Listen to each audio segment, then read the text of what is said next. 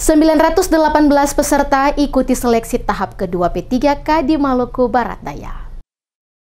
Sebanyak 918 peserta mengikuti seleksi tahap kedua pegawai pemerintah dengan perjanjian kerja di Kabupaten Maluku Barat Daya, Provinsi Maluku. Tes berlangsung di Gedung Computer Assisted Test, Badan Kepegawaian dan Pengembangan Sumber Daya Manusia setempat sejak Senin 12 Mei 2025. Seleksi dipantau Ketua Tim Seleksi P3K Regional 4 BKN Makassar, sekaligus Kepala UPT BKN Provinsi Maluku, Sulbahri didampingi Sekda MBD, Daud Remiali, Kepala BKPSDM Bodi David, serta Asisten 3 Setda MBD. Seleksi digelar dalam beberapa sesi setiap harinya dengan rata-rata 70 peserta per sesi. Pelaksanaan dijadwalkan berlangsung selama 5 hari, mulai 12 hingga 16 Mei 2025.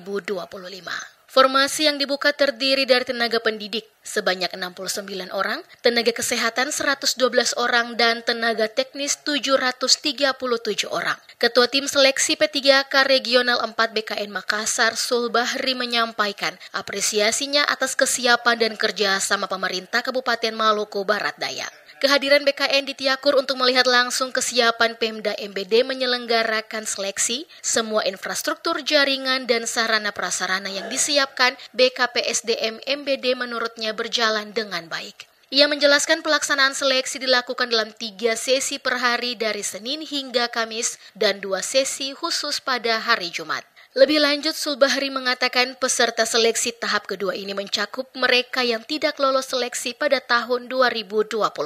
Hal ini sesuai dengan ketentuan Undang-Undang Nomor 20 Tahun 2023 tentang penataan pegawai non-ASN, yaitu penuntasan penataan pegawai non-ASN sebelum akhir Desember 2024. Sulbahri yang juga Kepala UPT BKN Provinsi Maluku ini berharap seluruh peserta dapat mengikuti proses seleksi dengan tertib, transparan, dan akuntabel. Peserta disarankan menjawab soal dengan optimal di sistem CAT dan mengikuti semua tahapan sesuai ketentuan.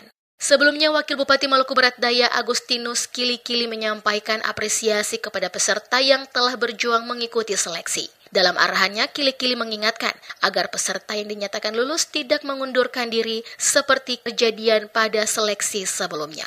Pada seleksi tahun sebelumnya ada peserta yang sudah lulus tetapi memilih mundur. Padahal kuota yang diberikan pemerintah pusat sangat terbatas.